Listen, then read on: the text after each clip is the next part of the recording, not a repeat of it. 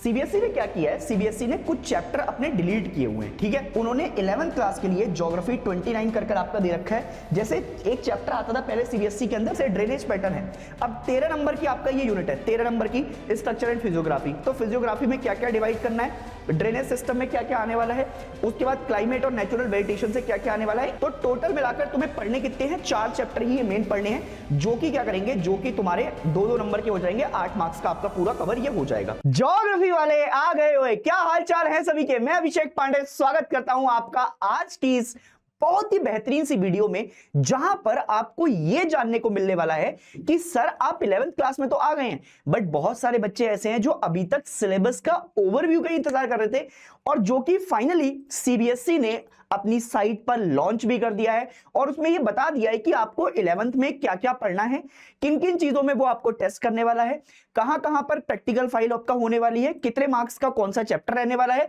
जो भी डाउट तुम्हारे होते हैं वो अक्सर सीबीएसई आपका पूरा करता हुआ आता है, और सीबीएसई की उसी बातों को मैं आज तुम तक लेकर आया हूं। तो जरा सीट को थाम कर बैठिए और हम शुरू करते हैं बिना किसी देरी के, ठीक है। तो देखो भाई, सिलेबस के ओवरव्यू पर जाओगे तो सिलेबस के ओवरव्यू में जाने के लिए सिलेबस डाउनलोड करके रख लेना, क्योंकि सबसे पहली सीढ़ी अगर किसी भी चीज को चढ़ने की होती है, अगर तुम कोई भी एग्जाम की तैयारी कर रहे हो, तो वो होता है सिलेबस। जिसको यह पता होता है ना कि सिलेबस में क्या आ रहा है क्या नहीं आ रहा है, वो मान लो कि जंग आदि जीत चुका है, क्योंकि बहुत सारे बच्चे बिना सिलेबस को देखे सब कुछ पढ़ते रहते हैं, पर आपको सिर्फ वही पढ़ना है जो कि आपके सिलेबस में दे रखा है या सिलेबस को बता रखा है, ठीक है। तो सबसे पहले कुछ, जब सीबीएसई की साइट पर जाओगे तो ऐसी दिखाई देगी, इसमें क्लिक करना एकेडमिक वेबसाइट। एकेडमिक वेबसाइट पर जाकर करिकुलम पर क्लिक करना, करिकुलम में करिकुलम 2026 और 27 आ जाएगा, ठीक है दोस्त। अब भैया क्या हमारी किताबें भी चेंज हुई हैं, क्योंकि भैया ऊपर तो आपका दिखा रखा है secondary curriculum part 1 class 10 9th class वालों का चेंज हो गया है, सब कुछ चेंज हो गया है। तो तुम्हें जाना है यहां पर, तुम्हें कहीं कुछ नहीं देखना, तुम्हारी किताबों का आंसर तुम्हारे सारे मैं देने वाला हूं। सेकेंडरी करिकुलम पार्ट 2 पर क्लिक करना, 11th and 12th। Academic electives पर जाना, एकेडमिक इलेक्टिव्स पर जैसे ही जाओगे उसमें तुम्हारे पास आएगा ज्योग्राफी। अब देखो ध्यान से देखो, देखो दो चीजें दे रखी हैं, अभी मैं तुम्हें दिखा रहा हूं ज्योग्राफी, और ज्योग्राफी के साथ साथ उन्होंने एक रीडिंग मटेरियल दे रखा है। ये बड़ी नई चीज है, ये बहुत ही बढ़िया सी आपका चीज आ रखी है। जैसे एग्जांपल के तौर पर अब मैं आपको एक बड़ी बढ़िया चीज बताने वाला हूं, ये ना बहुत कम सब्जेक्ट में है, ये बहुत कम सब्जेक्ट में है कि आपको पढ़ना क्या है अलग से, और ये क्यों दे रखा है ध्यान से देखना दोस्त, इसके बारे में अभी चर्चा करने वाला हूं। ये सीबीएसई का बहुत ही बड़ा दाव पेच है सिर्फ ज्योग्राफी के अंदर, और शायद तुम्हें ये किसी ने अभी तक बताया भी नहीं होगा, बहुत ध्यान से सुनना। सबसे पहले ज्योग्राफी एज एन सब्जेक्ट की तरफ अगर मैं चला जाऊंगा, तो ज्योग्राफी सब्जेक्ट पर आप जाओ और सबसे पहले क्या करो, सबसे पहले क्लास 11th की तरफ आ जाओ।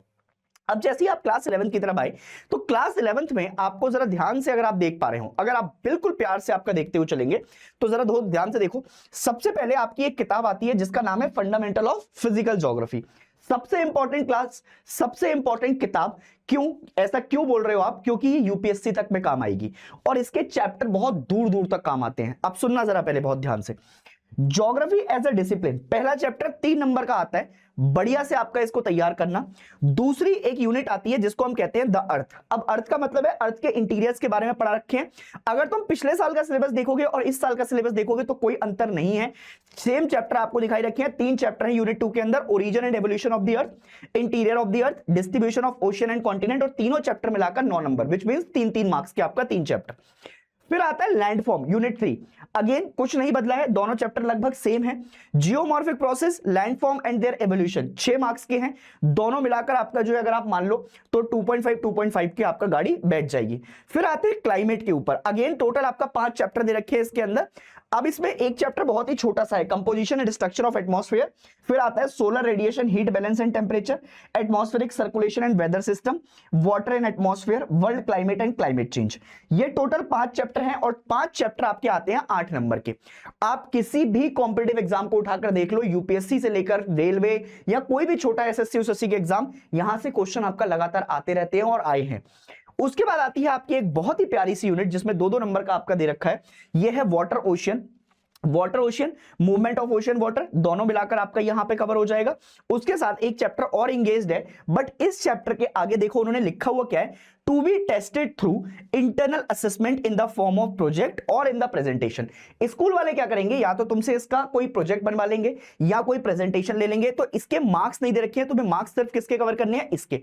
अच्छा, world climate and climate change के साथ भी सेम है, इसको भी वो टेस्ट किसके थ्रू करेंगे, इसको भी वो टेस्ट करेंगे आपका इंटरनल असेसमेंट के थ्रू।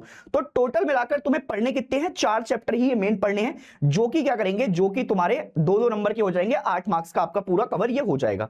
और लास्ट में 5 नंबर का आता है आपके पास मैप, जो कि बहुत इंपॉर्टेंट है, और ये पहली किताब आपके पास कंप्लीट हो जाती है 35 नंबर की। ठीक है दोस्त, चलो अब आते हैं दोस्त कहां पर, अब आते हैं आपका दूसरी वाली बुक पर, जिसमें इंडिया एंड लोकेशन पहला चैप्टर दे रखा है, यूनिट 1 इंट्रोडक्शन, 5 नंबर का आता है आपके पास। उसके बाद दूसरी यूनिट आती है physiography, structure and physiography, drainage system, 2 chapter दे रखे हैं, 13 मार्क्स। अब आपको पता लग गया होगा कि आपको सबसे ज्यादा फोकस कहां पर करना है, 2 चैप्टर 13 नंबर। पहली बुक में ऐसी कोई भी यूनिट नहीं है जिसमें 2 चैप्टर सिर्फ 13 नंबर के हो, जबकि उसमें ज्यादा चैप्टर हैं, तो आपको सबसे ज्यादा फोकस भी आपका इसके ऊपर रखना है कि ये चैप्टर आपके बहुत अच्छे से कवर हो जाने चाहिए। उसके बाद अगेन देखो, फिर आपका वेजिटेशन और climate, vegetation and soil 12 number, और अगेन आपके पास क्या हो गए, अगेन आपके पास आपका 2 चैप्टर आ गए, क्लाइमेट और नेचुरल वेजिटेशन 12 नंबर के। अब सिर्फ देखो 5 नंबर आपका जो है, 5 चैप्टर ये हैं आपके पास, और 5 में से आपका लगभग 30 नंबर तो आपके यहां पर कवर हो चुके हैं। उसके साथ साथ नेचुरल हजार्ड एंड डिजास्टर, ये फिर से आपका कोई प्रोजेक्ट बनवा लेंगे इससे, या कोई आपका प्रेजेंटेशन करवा देंगे, और फिर से 5 नंबर आपके मैपिंग के थ्रू दे रखे हैं, जिसमें टोटल मिलाकर आपका 35 का वेटेज हो जाएगा, और ये टोटल मिलाकर आपके पास 70 नंबर का वेटेज रहने वाला है।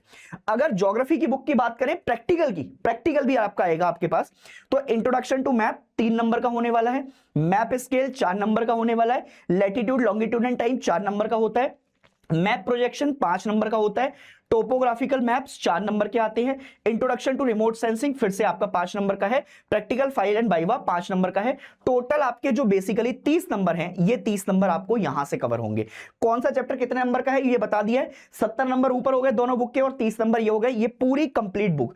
इसका मतलब है कि 11th में हम बहुत ज्यादा मेजर चेंजेस नहीं देख रहे हैं पिछले साल के कंपैरिजन में। आपको पढ़ाई भी उसी हिसाब से करनी है, अपनी कमर कस लेना, क्योंकि ऐसा बोला जाता है कि 11th की ज्योग्राफी बड़ी ही कसाईनुमा होती है। अब भाई साहब ये क्या होता है, टफ लगती है लोगों को, ऐसा लगता है कि अरे यार क्या पढ़ने जा रहे हैं, क्या क्या है इसके अंदर। टेंशन नहीं लेनी है, चाहे प्रैक्टिकल की बात हो, यहां पर भी गाइडेंस में देता रहूंगा थोड़ी थोड़ी तुमको, और जो दोनों बुक हैं उनको भी मैं लगातार कराता रहूंगा। प्रारंभ बैच में ऑलरेडी हमने आपका इसकी पढ़ाई शुरू कर दी, आप चाहें तो बैचेस को जाकर एनरोल भी कर सकते हैं और देख भी सकते हैं।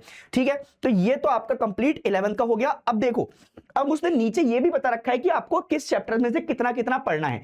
चैप्टर 1 में से सिर्फ इतने टॉपिक इंपॉर्टेंट है, चैप्टर 2 में से सिर्फ इतने टॉपिक इंपॉर्टेंट है। इसीलिए कह रहा हूं कि सिलेबस का ओवरव्यू लेकर रखना, सिलेबस का ओवरव्यू लेकर रखना। चैप्टर 3 में से ये टॉपिक पढ़ने हैं, चैप्टर 4 में से ये टॉपिक काम के आएंगे, चैप्टर 5 में से ये टॉपिक काम के आएंगे।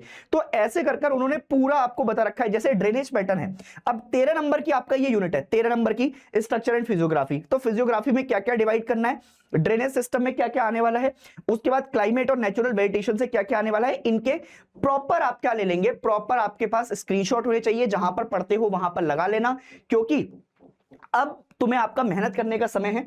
और उसके साथ साथ देखो उसमें जो प्रैक्टिकल फाइल है उसमें भी उन्होंने बता रखा है कि आपको क्या क्या पढ़ कर आना है। ठीक है दोस्त, तो मेरे हिसाब से आपके पास प्रॉपर ये ओवरव्यू आ चुका है। प्रॉपर ओवरव्यू में आपको ये पता लग जाएगा कि किस चैप्टर के अंदर कितना आपका है। और दूसरी चीज यहां पर आपको देखो चैप्टर जैसे मैपिंग आ रखी है। अब मैपिंग में देखो क्या क्या काम का है। बुक 1 के अंदर आपको क्या क्या काम का है वो बता दिया। बुक 2 की ये जो वाली है इंडिया लोकेशन वाली, इसमें से जो भी आपके काम का होने वाला है वो मैं आपको करा दूंगा। Mapping is very very important. पर सर एक और इंपॉर्टेंट सी अपडेट लेते हुए चलो, सीबीएसई ने इस साल तुम्हें आपका जो रीडिंग मटेरियल दिया है ना, इस रीडिंग मटेरियल में उन्होंने लिख के दिया है कि ये जो टॉपिक इंक्लूड किए हैं सिलेबस में, इनको सिर्फ और सिर्फ असेस किया जाएगा फॉर्मेटिवली, या फिर इनकी अंडरस्टैंडिंग के लिए आपको समझाया जाएगा। ऐसा नहीं है कि ये चैप्टर डिलीट तो नहीं करेगा सीबीएसई ने, आपको दे दिए हैं, बट इनका असेसमेंट बहुत जरूरी है।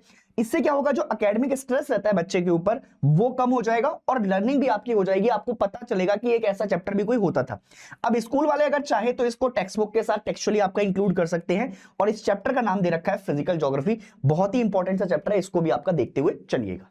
ये रीडिंग वाला मटेरियल। अब सुनो बहुत ध्यान से, सीबीएसई ने क्या किया है, सीबीएसई ने कुछ चैप्टर अपने डिलीट किए हुए हैं, ठीक है, कुछ चैप्टर अपने डिलीट किए हुए हैं और उन्होंने 11th क्लास के लिए ज्योग्राफी 29 कर आपका दे रखा है। जैसे एक चैप्टर आता था पहले सीबीएसई के अंदर, मिनरल एंड रॉक्स। अब कोई बंदा अगर इसको अलग से पढ़ना चाहता है या किसी और एग्जाम की तैयारी करना चाहता है तो उसके लिए प्रॉपर आपका दे रखा है कि आपको मिनरल एंड रॉक्स में से क्या क्या पढ़ना है, क्या क्या आपके करेक्शन है, क्या इंपॉर्टेंट है, फेल्सपर क्वाज इंपॉर्टेंट है, प्रॉक्सिन, एम्ब्लिम, ये सब आपके जो जो इंपॉर्टेंट रहने वाले हैं ये यहां पर उन्होंने दे रखे हैं। इग्नियस रॉक क्या होती है, मेटामॉर्फिक रॉक क्या होती है, साइकिल क्या है, रॉक साइकिल, ये सीबीएसई ने बहुत अच्छा लेवल पर आपका दे दिया है। अब ऐसे ही पता है उन्होंने क्लास 12 के लिए भी कुछ कुछ टॉपिक आपका इंपॉर्टेंट दिए, ये अपन आपका बाद में देखेंगे। तुम्हारे काम में सिर्फ एक चैप्टर दिया है, इसको प्लीज एक बार आपका गो थ्रू कर लेना, इसको मतलब आपका डाउनलोड कर लेना और डाउनलोड कर इसको रखना। और मैं तुमसे बोल रहा हूं कि यहां से कभी कभी कुछ कुछ चीजें होती हैं जो डायरेक्टली आपका स्कूल वाले ही बनाएंगे पेपर, तो वो तो इतनी मेहनत करने के लिए तैयार नहीं होते, बट मैं तुम्हें इसके बारे में आपका थोड़ी थोड़ी जानकारी दे दूंगा, तो इसको थोड़ा समझते हुए चलना, देखते हुए चलना और डाउनलोड जरूर करके रखना, क्योंकि ये आगे तक के लिए काम आएगा। ये सीबीएसई ने बहुत अच्छा किया है कि रीडिंग मटेरियल अलग से दे रखा है, ठीक है। तो दोस्त उम्मीद कर रहा हूं कि आपको ये चीजें आपका समझ में आई होंगी और आपकी तैयारी अब फुल ऑन रॉक सॉलिड चल रही होगी।